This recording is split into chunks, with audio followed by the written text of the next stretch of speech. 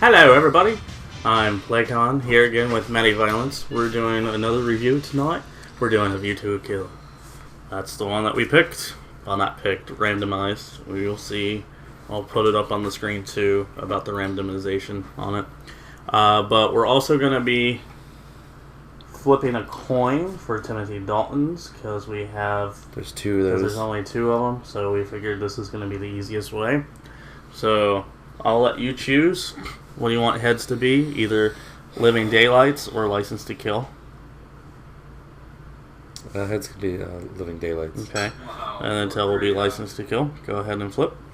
So I'm not very good at flipping on camera. Okay, I'm not going to... Well, here's the thing. I don't want to flip it like that because you can always fake it that way.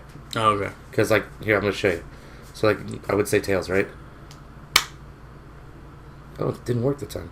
Because I'm trying to... Look, so it's heads, right? Mm-hmm. Usually, if you flip it, it's not working, fucking Christ. There used to be a trick, like the opposite side of the coin, if you did it that way, would always usually land, to where if you did it, you'd get the opposite. So if it was on heads, say tails. It's not working though. So I just want to do it random. Alright. So, they're not going to see it though, unless you want to move the camera. Usually you should call it, because Alright, I'm flipping, so. Heads. It's on heads. It's on heads, everybody. Speaking, like that opening for this one was a shock to me, kind of, because I don't remember ever hearing that. So next review is going to be The Living Daylights. Dr. No should still be coming up. I do apologize if you're seeing this after this fact. Obviously, it's up. MGM has been blocking the clips that I used. We got one clip banned for just 2 seconds of Pan Am. Yes. Can I say that? Yeah. Are you going to block us if I say it? But, weird, I guess. Monap. Gotta figure out. Monap. Even though I guess it's still considered fair use, but apparently they still want to block anyway, but whatever. Anywho. So A View to a Kill. Obviously, the opener for that is, again, your favorite thing that you get to see him on is skis. Dude, he loses his ski every time. It's like he doesn't know how to ski, and it gets shot off every time. Yep. But he did manage to get to a snowmobile that time. Yeah, for 2 seconds. It blew up. The best part though was that I seriously thought you were joking. You're like, here comes the Surfs Up USA part. It's like, sure enough, then they start playing that song, and he's doing all these tricks on from a broken part of a crashed helicopter. A snowmobile. Was it a snowmobile? I thought it was a crashed helicopter at that point. It was the snowmobile. And he's doing these tricks, half pipe tricks and stuff, and it's just oh god. And then I knew I was in for a wild ride from there. And what did you think about the submarine that he found?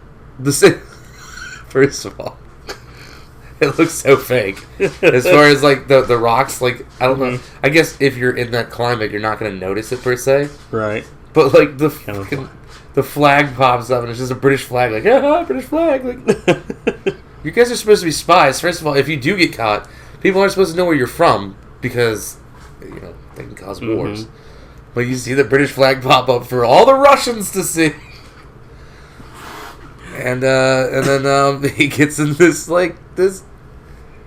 submarine, and there's a chick in there that doesn't matter at all. She's not in the rest of the movie at all. I mean, unless it was I don't think it was, but later on down the road, that one chick that you were asking about in the hot tub. Maybe it was. No, because she was trying to seduce him. She was yeah, that's true. They were on the same side. She was also British because she was. No, she was. Oh, the one in the sub was British. Yeah, I got you. And then you have this. He's got this is something Austin Powers would have had. He's got these benches. They come up a little bit higher, moving closer, and then a mattress in the center comes up, so it makes this giant bed in there. I'm just who needs that in their submarine? A shag pad in the submarine. It's a shag marine, man. And then of course, then you have the intro song right after that. Then the intro song comes and it's Duran Duran, which is great. I didn't know it was Duran Duran. Took you a couple tries. It took me. Yeah, it did, because you mentioned Ryo. For some reason, I thought Ryo was Depeche Mode. I don't know why. It's not even close to even sounding like something Depeche Mode would write. So is Duran Duran. You gave me that. Are you hungry like the wolf or something? It's like, oh. We also have a fellow guest here. He's sleeping. His name's Salem. He's deaf. I don't know though. But yeah. So after that, we kind of get introduced to. Is it right after we get introduced to Zorin, or no? It was the horses' stables, right? The horses. It shows him going to find the horses' stables, and he's like, "Oh, those must be the horses' stables." And the stables, the horse race. Yeah, but he's trying to find the stables. Wait, I thought it was an auction. No, that was when he got there. That was okay. All right. This was still in the beginning when he's talking to M, and then the. Okay, yeah, because Moneypenny and M, or Moneypenny and Q, and him are at the races. Yes. They go to the races, which I thought was funny. I was like, they all gamble together, like, and Moneypenny gets kind of angry, and I've never seen that side of her. She gets like pissed off at one of the horses or something like that because like it lost. She gets like, yeah. Yeah, of course you have where they still go into M's office, of course, and then after that cut to the horse race. I did like that. He tried to. I didn't catch him do the hat scene with his own hat. Did he? I don't know if he did. Because he tries to do it with money pennies. It's just like takes the hat away from like. It's great. But yeah, they're in the office. They're talking about, Zorin and his evil deeds and how he's like. Well, because Zorin's name was on the microchip and on the other microchip they found. But they pretty much kind of already know his plans for some things. Mm-hmm. So they're like, "Oh, we gotta send Bond because apparently he's the only spy there." Like everybody else always dies. So they're just like, "Send Bond. He somehow always survives." Well, yeah, because at first it was just about like him like what is it, doing horse races? Like kind of rigging horse races. Yeah, it seemed like just a normal. Yeah, it was just all that. They thought it was like steroids, and then Right. So and then you get this weird because now we're getting to him. We're getting to him trying to figure out, what the fuck's going on with Max Zorin, and mind you, I still think Max Shrek. I think he went on at the end of it. I think You think he survived? I think he survived. He's Max Shrek in Batman Returns because he's the same kind of. I know it's Christopher Walken, but he does play like Christopher Walken still has characters. Right. He still kind of plays like he plays Max Shrek off like Max Zorin. And that might have been why Tim Burton's like, yeah, maybe you should play this villain too. And his henchwoman Mayday. His henchwoman Mayday, which was a badass, should have been the Bond girl. Because she was just a complete badass. She was actually the actress we found out from Conan the Barbarian, which is really cool. I don't know if I've seen her in anything else. I'd have to go check that. But she's kind of like the villain version of chick with katana in Walking Dead. She's got I haven't got that far in Walking Dead. Dude, they show her on it. She has her own game, Michonne.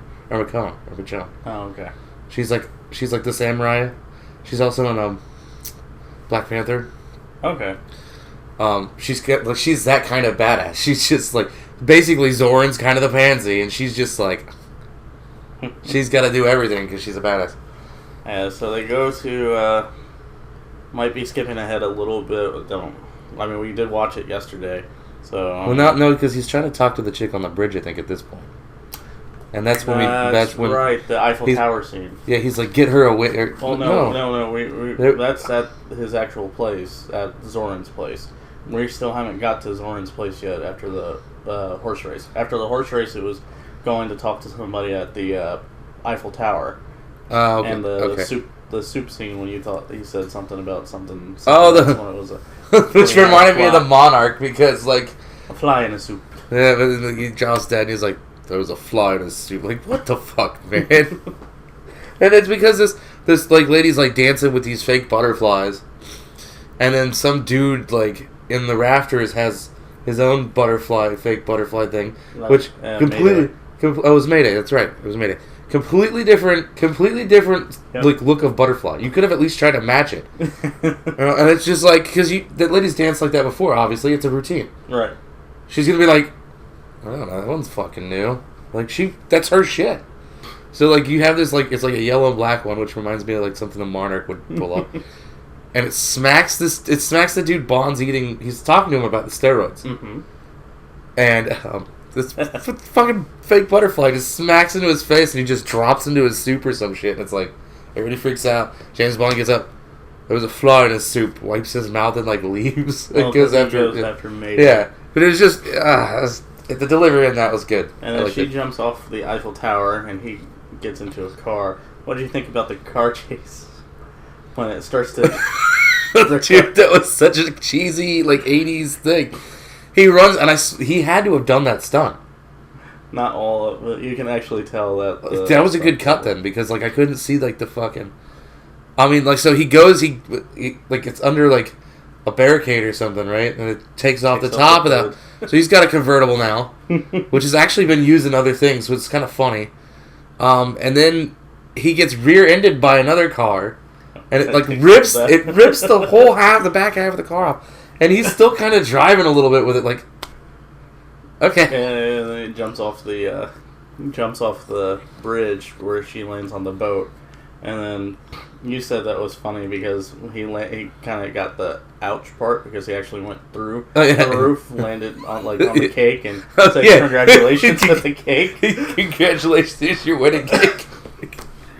That was great. See, I don't understand why you thought this was bad. Like, I thought it was pretty entertaining. I really did. So, like, and I've seen that boat and other things, too. So, I'm surprised it's that old of a boat. No, the Zorin boat that Zorin gets in? Or no, the one that the wedding's happening. Oh, okay. Like, I've seen that in something else. So, yeah, like, then you know. That's pretty much where they find to go to Zorin's house with his other colleague dressed as his chauffeur. Yeah, and he kind of treats him like shit too. Like another good comical thing with Bond in this is when he's carrying the bags into the room and he's got like all these fucking bags, and Bond's like, "Oh, don't worry, I'm gonna help you unpack," and he just takes the umbrella out and just walks away like, "Damn," or "I'm gonna help you out." And it was just like, okay. And then he jokes with him outside about that. He's like, "Well, I got to make it look legit." Right. So now we're getting into the part where we meet the actual Bond girl on the bridge. But she's not. He tries to seduce her, but it doesn't work very well. No, was that when you meet the mom from that '70s show? Yes. By the way, Midge from that '70s show, which also I didn't know was Charlie's Angel. I'm trying to think. Well, before that, now that I remember, we get your fun little crossover that you. Oh yeah. So there was a weird part where he's trying to like sneak into the stables. It wasn't Bond. It was Bond's chauffeur guy. So like his name. Sorry. As he's trying to sneak in, you see, and there's a doctor. You've already seen him before, so you've seen his face. Not completely. Well, I mean, like, but this one, like, there's two people that leave the stables like real quickly. Like something's up. Like they're not supposed to be there. And you don't see either of their faces, but it looks like Doc Brown and like Marty McFly are walking away from the stables. They wouldn't be back in time at that point, though, unless they'd come back from, Right. So it was kind of weird. Like I think it's like a little cameo. I know it's not real, but it was kind of cool to see because it looks like Marty McFly's jacket, like it really does, and then the coat kind of makes it look like Doc Brown. Yeah. Then you see, because you do see. I know that you do see the Bond girl, but he doesn't go to her yet because he gets his glasses and follows them. Oh, the weird glasses where he goes like this? And it's the X-ray specs to see what they're doing. Is this the same time he has that weird... No, he doesn't have the camera ring yet. No, he does. Does he? Yeah, he still has the camera ring. Because is this where he's taking pictures of it? It's very obvious that it's like... Yeah. Like, why would you give it a flash? And I think this is when he tries to pick up the girl, if I'm not mistaken. He's not trying to pick her up, though, because he sees her with Zorin. Right, yeah. So he's trying to figure out who she is and what's going on. But he goes about it like he's trying to do his normal Bond thing about finding out information. So then Mayday, like Zorin looks and sees them talking. Yep. And it's like he tells Mayday, he's like, get him away from her, or get her away from him. So that's when Mayday comes down and they like kind of give Bond the heave ho there, right, and take her away from him. And then you kind of laughed at that because he's like, oh, if if you're not letting, like... Oh yeah, there's... Okay, because, yeah, it's like... After that. Well, you know, something, yeah. I was hoping she could take care of something. Take care of me. Take care of me. And, Mayday is like, I'll see to it that somebody takes care of you personally. And that plays back, which is kind of fucked up, actually, later on.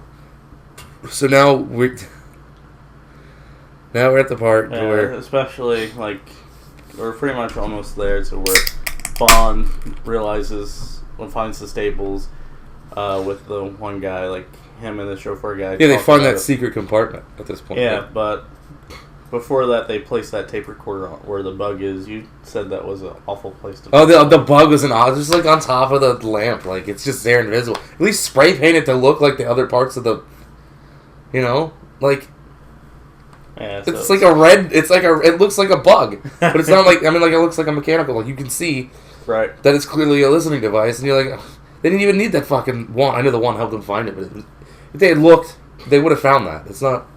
You know, it's not like other spy movies, like in True Lies, they take a phone apart and put the bug inside the phone and put it back together. Mm-hmm. So it's not like that at all. It's just sitting on top of the lamp, like, yeah, we're listening to you. So he takes a tape recorder of him snoring and he lays it down. They get down into that compartment. They almost get caught. Well, yeah, because they did get kind of caught by the henchmen. Yeah, but I mean, like, nobody identified them. Mayday thought.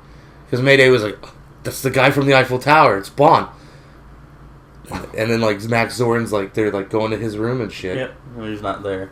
And he's not there, but then they close the door, and he says something to Mayday.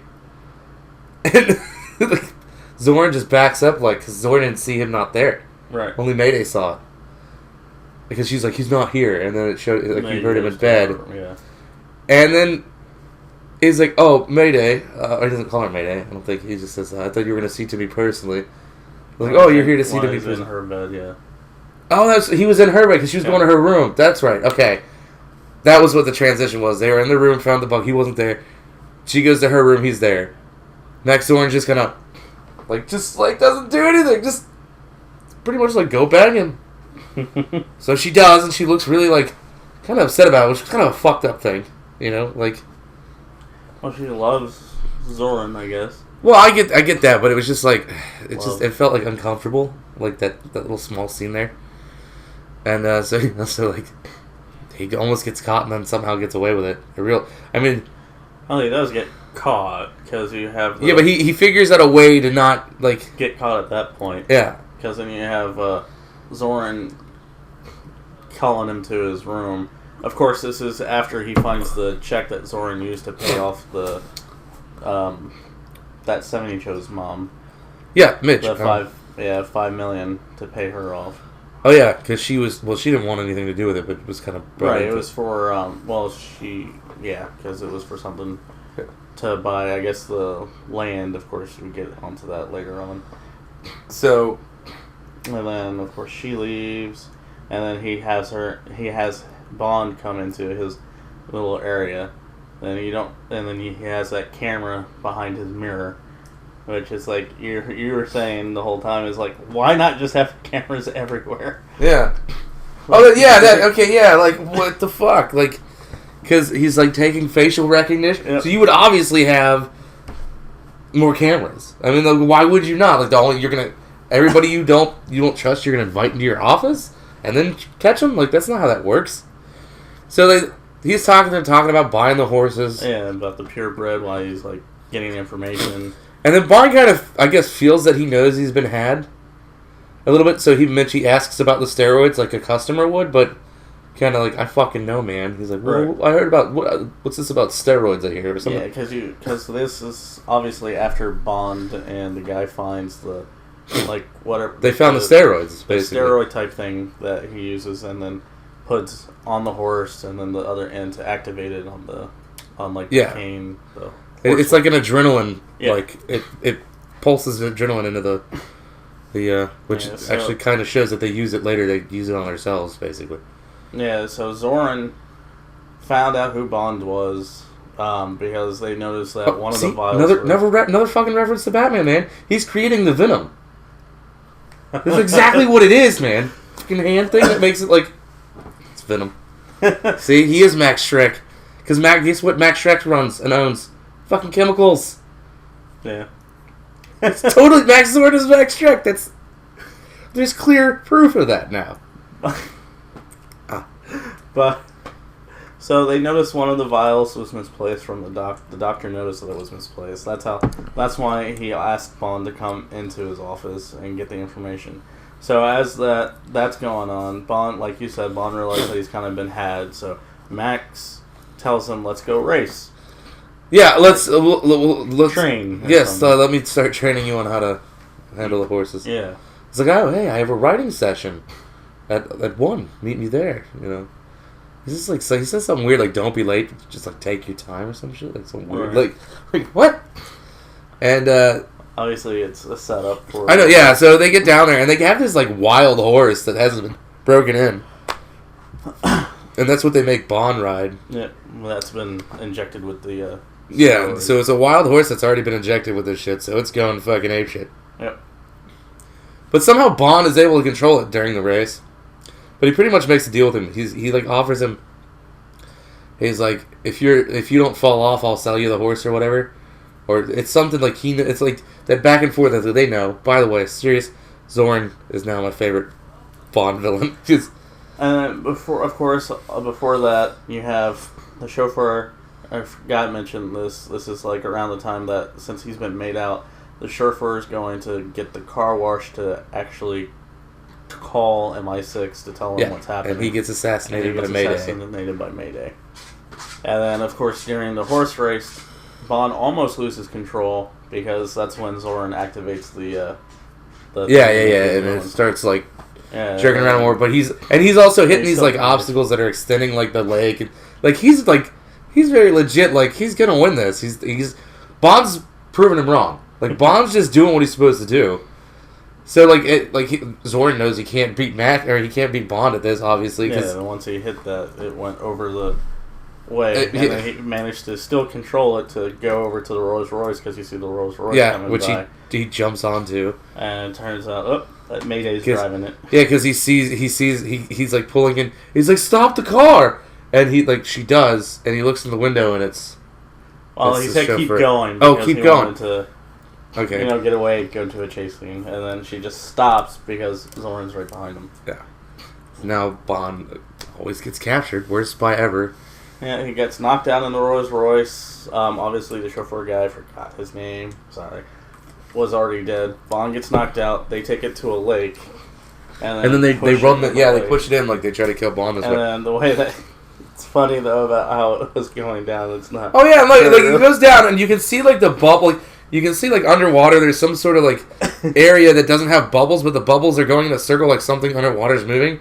So like I guess to do this, they probably had some sort of turntable underneath the water because I'm sure that was done on like a set, probably, or a sound stage. Because then it obviously kind of flipped. Well, you're also not going to actually sink a Rolls Royce. Yeah. Like then you would just be stupid to do that. So. I'm pretty sure it probably wasn't a real one at this time, but they run it into the water. It hits this, like, you see it kind of spin around, and then it flips over and sinks. Like, I've never, like, cars just go in. They don't like, go in, turn in the water, and then, like, flip over. Like, that's not how a car sinks.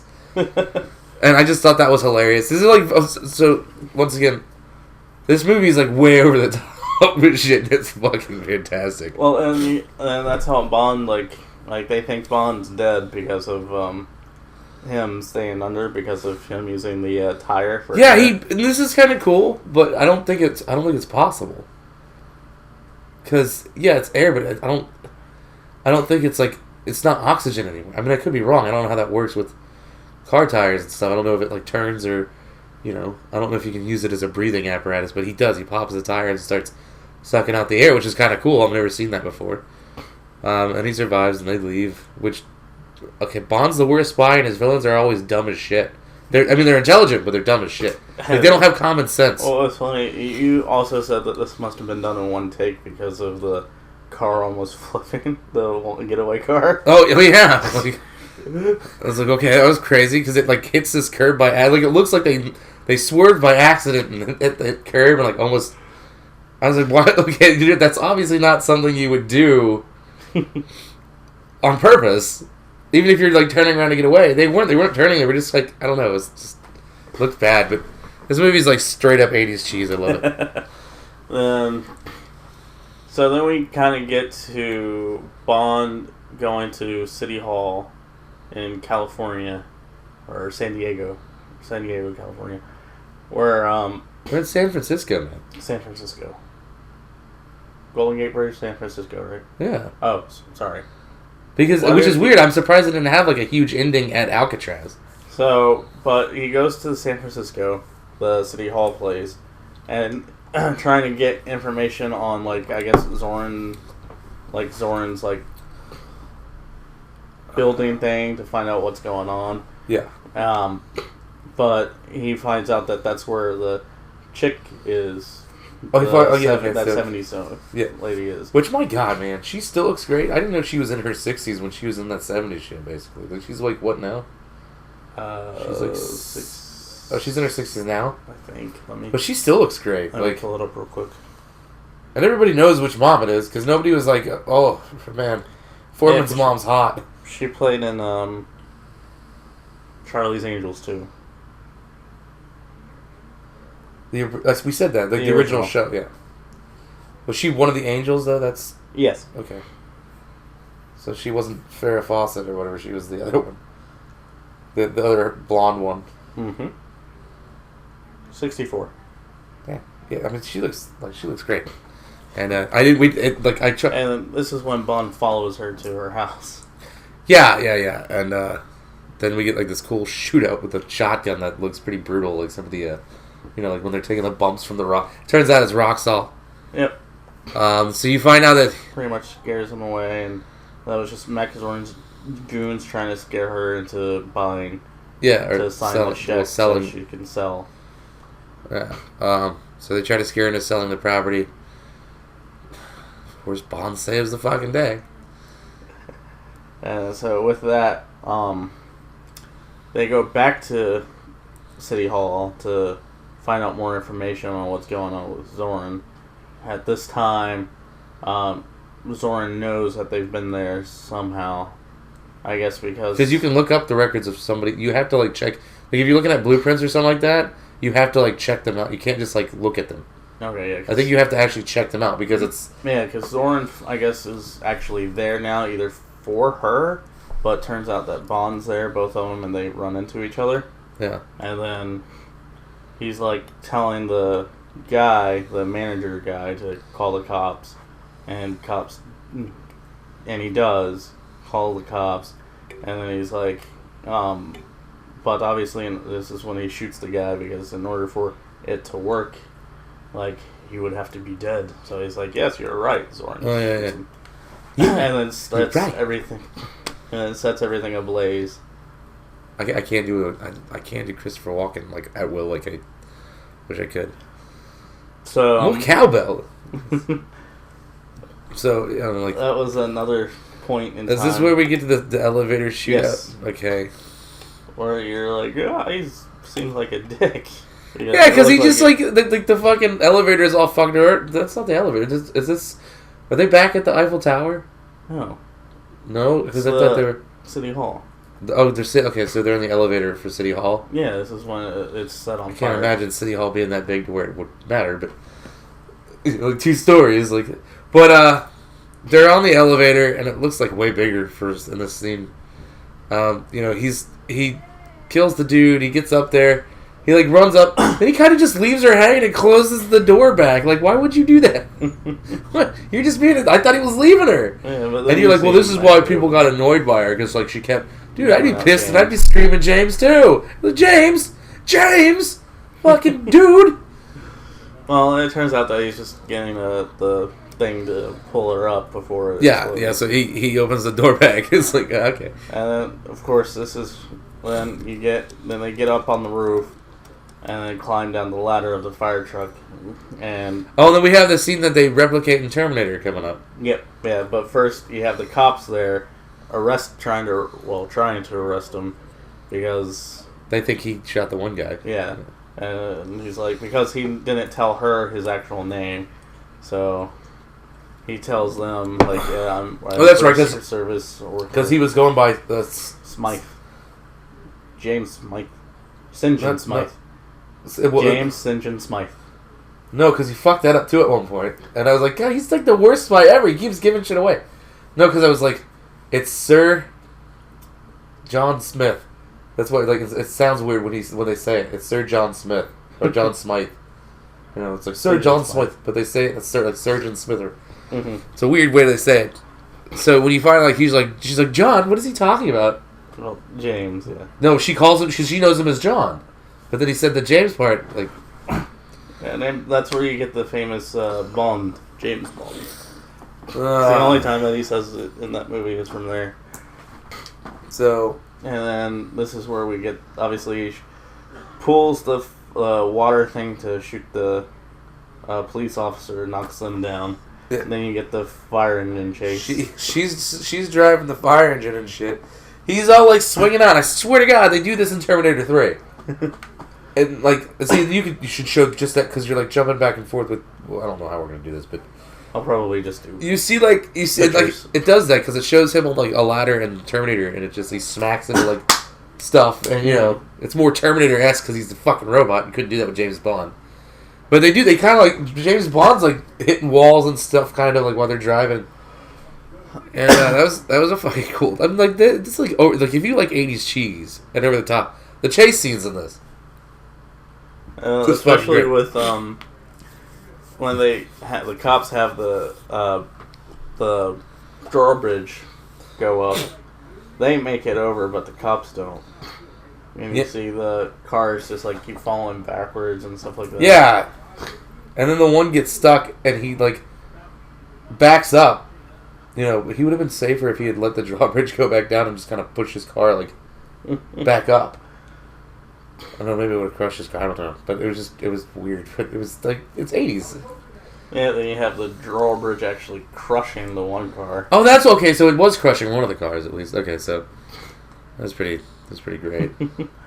But there was the one that was like backing up off and like, just, and instead of like letting it roll backwards, he like literally just guns it back down the, like, just put it neutral and let it go slowly, you jack. Oh, I'm gonna risk people's lives. Like, you got it off, hit the brake, actually just hold it with the brake, and then let the drawbridge come down. And then then it cuts to Zorin and his pad, technically speaking, his Zeppelin. No, he's not in that. No, because it's cool how he's in a trailer talking to people at this point. No. He's in the Zeppelin. They don't do the trailer part until the last. Oh, okay. But he's in the first Zeppelin, essentially, the bigger one that looks like a whole thing where he's telling. It's like a board meeting. He's explaining to his actual goal is to flood the San Fernando Valley. Dude, I'm telling you, he's Max Shrek. Because look, okay, Max Shrek. Because Andreas Fault. Okay, well, Max Shrek though has the similar fucking thing. He's like, we're gonna do this, and he tells Selena Kyle when Batman Returns because she figures it out. So in true Max Zorin fashion, Max Shrek does this almost the exact same thing that happens to this chick. Or to, he does it to this guy that happens to Selena Kyle. Yeah, because you're like, ooh, that's a badass thing. And you're like, I love him. Yeah, because he's just like, oh, look, here, come with me, let's go get a drink. Yeah, Mayday takes him. Yeah, and they're like walking down, and he's like, I don't remember, there's no bar this way. So he says something about, like, and next he just opens the door and, like, Spartan kicks the fucker out, basically. It's like, ew. Oh, yeah, because the stairs go into... Oh, no, yeah, he just kind of slips and slides out, and I was like, that's pretty awesome. But think about it. He figures out what's going on, doesn't like what's going on, and he explains to them, he's like, yeah, well, this is what's going on. It's going to happen regardless. He throws him out of something. See, it is Max Shrek, man. He goes on and does it to Selena Kyle. Because Bruce Wayne's never been to, or James Bond has never been to Gotham City, right? Right. Because he wouldn't have to. Because Batman would have been like to MI6, like, hey, don't send that British asshole here. I got this. Yeah, so we figured out the true thing. It wasn't about the horses, steroids. It was mainly about him controlling all the microchips and stuff like that for the world. Yeah, which is again used kind of in because essentially he's going to control people basically with like, he's figured out how to like do crazy shit with these microchips, and it's kind of like in the Kingsman, they do the same thing. Samuel L. Jackson's villain character. Similar. I mean, the thing is, though, it's not really for controlling people. It's for him to be able to control like the technology, so he owns everything literally and knows what people are doing.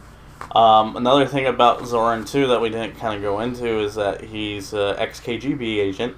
Oh, forgot about that. He's been experimented on.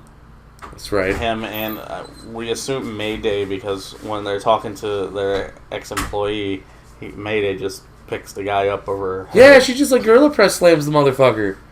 Like she goes all fucking Andre the Giant. It's just like, huh? And like, fucking these people have like fucking strength out the ass. Like they've either been using the adrenaline stuff or they've been experimented on with it. That's what it was that they were looking into, the mine that he was buying. Oh, okay, where yeah. the San Andreas vault thing was. Yeah. So at the because she's the one. She's like, he's gonna cause an earthquake or something like that. Mm-hmm. Yeah. So then we go to the mine. Like they find out where the mine and stuff is. I made a fucked up joke about that too because when she like maps it out, she's like, it spreads open like this, and then like from here in this spot, it's gonna flood the thing. I was like, it's kind of fucked up because. What it looked like? What it looked like, and I was like, if you generally, if you cause any sort of irritation in that spot, it gets wet. It's like, it's kind of a fucking, it was like, dude, you're being obvious with what you're like tracing with your fingers there, lady. So, we find that out. Zorin sets a few bombs to go. He actually blows up the one part of it to where it starts to flood, and then you see the guy fishing in the boat in the lake. I was like, it'd be perfect to cut in the scene, like, with all the fucking fish floating up from Crocodile Dundee. Like, so the lake floods into the cavern after they have everything set up, and you have Max Zorin again. His other henchmen, they both get Uzis. Yeah, they're riding that rail thing. That slow, like... Well, they're standing on top high and just shooting everything. Oh, yeah, dude, yeah, like, where you're like, oh, he is straight up just a supervillain. Like, he's Cobra Commander incarnate here. Like, he's sitting here having a blast. Like, and this is where Christopher Walken shines, because Christopher Walken's batshit crazy. He's sitting there, like, with these people are coming down the floodgates, basically, like, through this, first of all, they're bumping off walls in this cave, and he's just like, like, just shooting people with an Uzi as they pass by, like, holy fuck. Like, even Dr. No wasn't doing shit like that. And then, obviously, he leaves Mayday behind as it's flooding. Yeah, he leaves Mayday, but then, like, I was like, this is why she should be the bongo, because she helps Bond and her escape. And I'm like, yeah, man. And like, I was like, yeah, she's a fucking badass. And this is when they're in the, this is when you see Zorin get into his little trailer. They run into a trailer. Like, like, why did they just run into a portal? Like, it was like one of those portables from high school, you know? Like, okay, that's safe. And then the fucking thing turns into a smaller Zeppelin. Like, yeah. Yeah, that was pretty cool. Zorin's probably the smartest villain Bond's had, actually, because, like, he knows that Bond will have to stop to do things, well, like... Yeah, because then Bond and Mayday get the other bomb before it explodes. Mayday, unfortunately, this is where Mayday actually perishes, because she has to hold the brake so it doesn't stop. So Bond pushes, it falls, and she just keeps going. And then she looks up and with a big smile to Max Zorin, like, yeah, be like, fuck you, bitch. Yeah. And boom. And I think she's probably the coolest character in this movie. I wish there was like more. They should have taken her and made like a prequel to that story with her. Right. I think that would have been cool. And then this is where you pretty much see, where the that 70s show lady, she gets out, and then Max is coming back around to pretty much kidnap her in the Zeppelin. Yeah, he literally is like hanging out of the Zeppelin, right? Like, yeah, then they pull her. Yeah. She gets her. Bond grabs onto the rope of the Zeppelin, and this is when they're going off to the near the Golden Gate Bridge. because he's like kind of bumping Bond around. Okay. Then you get to the. But that was cool because they had to build an exact size replica for a soundstage. We're almost to that exact part, but first I want to talk about the other funny moment that you're like, ooh, is when Bond's on the Zeppelin hanging on the rope for dear life. They go over the an antenna that kind of. Oh, and he smacks into it. It's like crotch shot. Yeah. It's like, oh, God, dude. Because it was like I said this is where I said this is like I'm pretty sure Roger Moore at this part is he's like, this is the last one. Let's make it fun and let's parody everything. Let's even parody Bond basically because like there's so many things in this I don't think any serious Bond would have done. Like I'm pretty sure this is the Bond that inspired Austin Powers. That was Catfight. Pretty sure this is the Bond that inspired Austin Powers. Like this last movie alone, like I feel Michael Myers was like, that's the one. Because the car scene where he's just like ducks, gets up, he's like, right, like he has this deer in the headlights. Like they fucking like Roger Moore's reactions, just like I don't give a fuck. Let's just make it exciting and funny. Let's make it different. So it felt really random in the 80s because of that. But yeah, that fucking Zeppelin thing was... Then we get to the Golden Gate Bridge where they're fighting above it. What did you think about the fight that they did with that? I thought it was cool, man. I mean, like I said, they had to build... Because they used it, and it sucks because I believe it burned down. They used a studio for like almost every Bond movie up until like the 90s. Well, they still are using it. Oh, I thought it burned down. No, it's they had to relocate it, if I'm not mistaken, because they expanded it, made it. Well, no, because there was one time it was the 007 sound stage. Yeah, but there was one time that it did catch on fire and partially burned down. I think it might have. And because it was a big shock, like people were like, "Oh shit!" Yeah, but it turns out that it was fine, so they just made it bigger. But they would have had to have built it there, right? And once again, folks, practical effects, like that is like if you're gonna make a movie, it might be a little bit more expensive, but I'll tell you something, like nowadays it's gonna be more expensive, but it'll last longer in the long run. This movie was made in 1985, right? Released 1985? So it was made in like 1983, 84? Right. This scene alone like looks so good and well done just by using the old screen. Like, yeah, that there's like screens, but they built an exact replica of just like the archway. Almost of like the Golden Gate Bridge, and they just like this fight scene where they're like wrapping ropes around. Like it's just like, okay, this is cool as shit because it looks like, and you actually feel like, oh my god, he's gonna fall off that, because it looks like the way they did the screen work and everything. Because I know that trick; it's an old trick. They use it for a lot of stuff. They even used it for Charlie Chaplin. The screen's there, and it's kind of a forced perspective, basically. Like you're literally not that far off the ground. Right. You're basically 2 feet off the ground. There's a screen, and the screen's projected the exact shot. So somebody had to go out there and get that shot, which is also impressive. They had to get the exact shot of that exact fucking angle off of that set and how it would. So that's going to take mathematics. Yeah. But it looked so good because like when Bond like even me, I was like, oh shit. Because like Bond's like falling and it looked so good. Like nowadays, if you do that, you're gonna know it's CGI. Yeah, of course, Bond and Max are still fighting, and then the professor gives Max the axe. Oh yeah.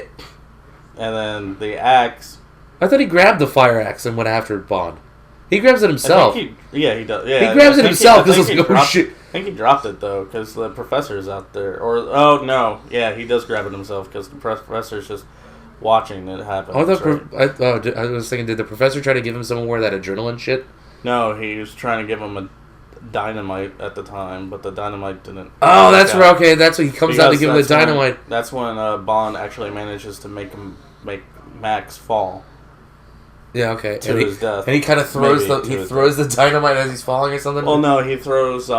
Max doesn't throw the dynamite. The professor's trying to go for the dynamite, but Bond's already got Max thrown down. Well, no, but he jerked because the blood was tied to the... Well, Bond sees that he's got the dynamite, tosses the axe. Professor kind of ducks, if I'm not mistaken.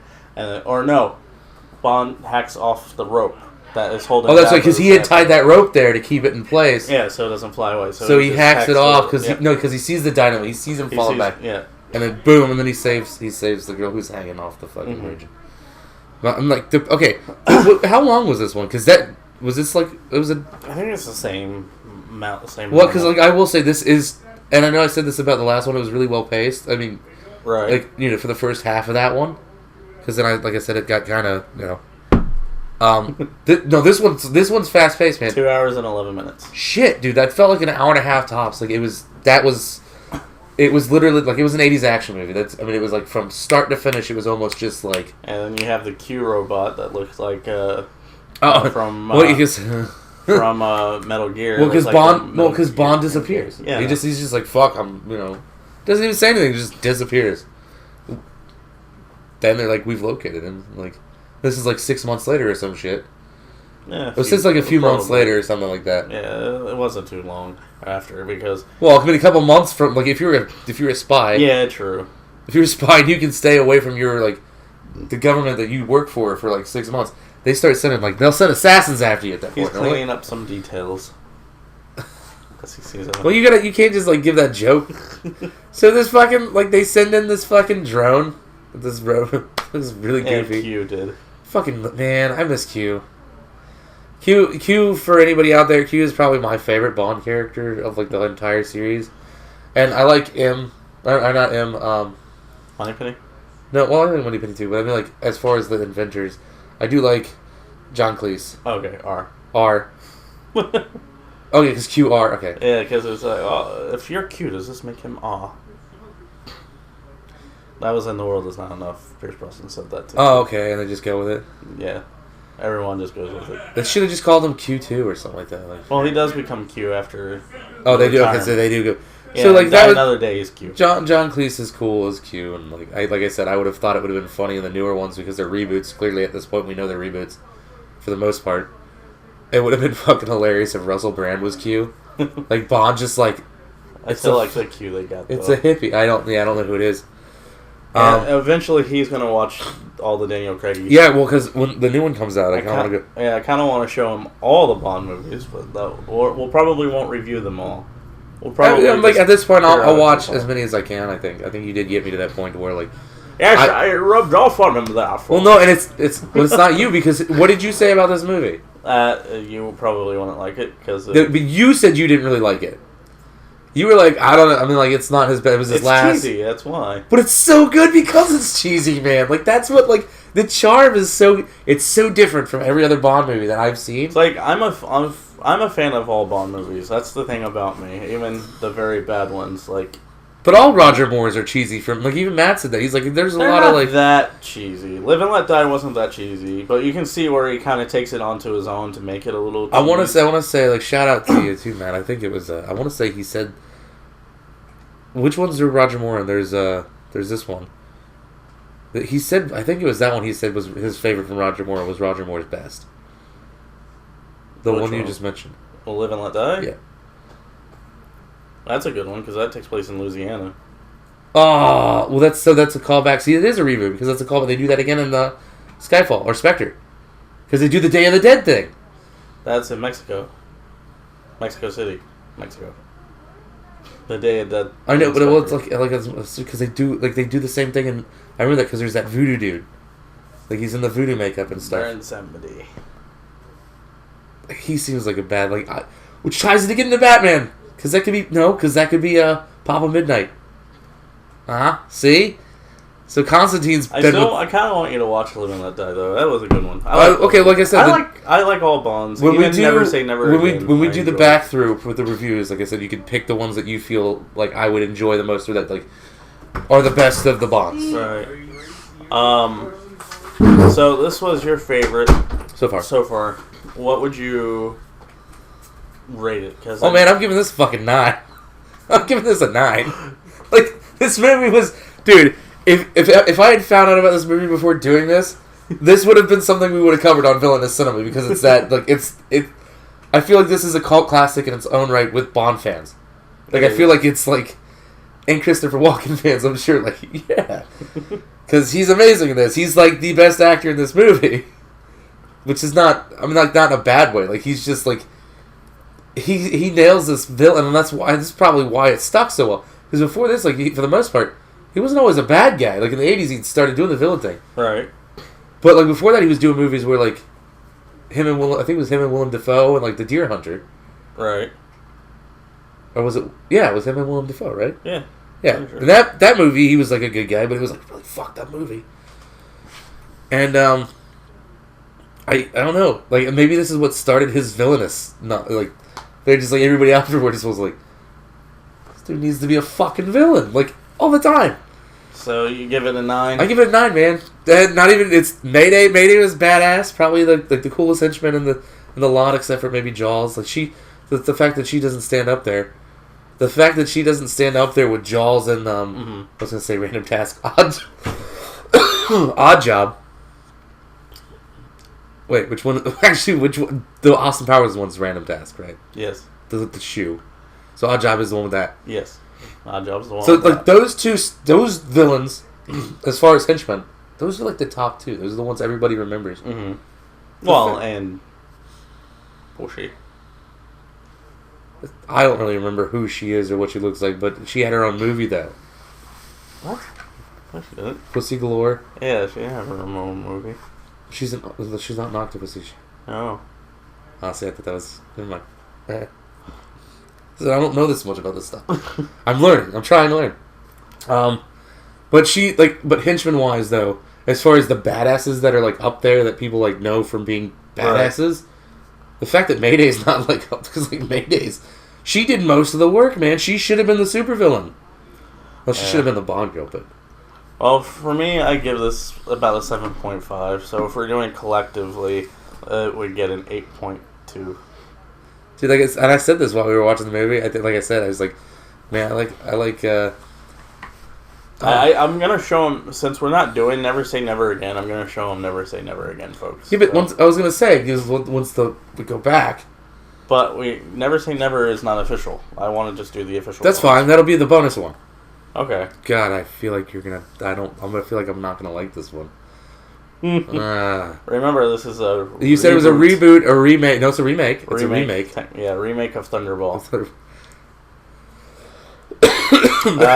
maybe you should show me Thunderball, and then we'll watch that as like a bonus one. Okay. You can put that on like Patreon. You know, that could be one of the. Could be one of the things. If they donate some money, they get the bonus episode of us watching that movie. Or are you making me watch the worst Bond movie? Oh, okay. No parodies. You can't make me watch Casino Royale. Not the new one, but... No, Never Say Never Again would probably be the one. Huh? Never Say Never Again would probably be the one, because then after that, a lot of people say Diamonds Are Forever, and then A View to a Kill. I'm going to have to get you to give like the actual history on that, too, because there's a weird story behind that Bond movie, and like... It's kind of strange, but... Yeah, so... With that, this was A View to a Kill. Next time, we're doing The Living Daylights. Yes. By the way, we did forget to mention that at this point in time, like this was his last movie, but Roger Moore was pushing 60 in this movie. Yes. That's impressive, because he was still doing some of his own stunts, like you could see him. Mm-hmm. And then you can see where it's like, like you did. Yeah, it's both, but you can tell that's definitely both people are doing stunts. I will. Okay, so like as a Bond movie, I'll give this a 9. This is up there for me. Like this is, I don't know, I fucking enjoyed it. The charm was there. Bond is rubbing off on them, folks. Maybe we'll get them to watch them all. Well, I feel like this is what led to the idea that they were going to make the Die Hard movie, and I'll tell you why. Because you know who was supposed to be John McClane? He was contractually obligated because there was a movie made before. This was supposed to be a sequel to that movie. There was an actor that was contractually obligated to play this, like to be offered the role at first. Oh, yeah, Frank Sinatra. Yeah, I feel like this might have set that in motion to where it's like, we had Roger Moore as this older guy that was still kicking ass.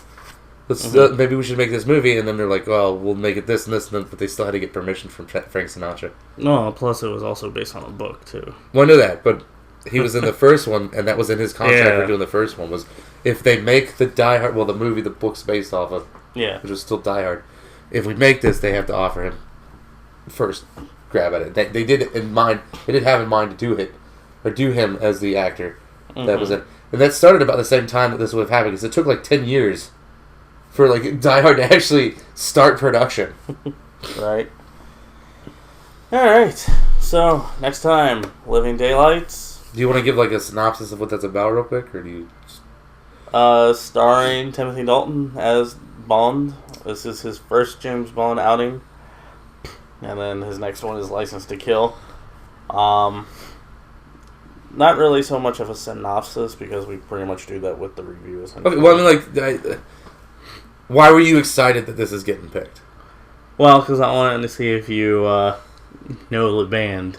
It's just the opening theme. Great. So this movie could be garbage, and you just want me to see it because of the opening theme. No, I enjoy it. I mean, you remember the guy from GoldenEye that Bond meets with the hat, who's next to the VW Bug that's fixing it, the American.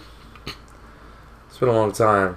It's not at the end. He's the guy who brings the army for Bond. That's not supposed to be the same guy from?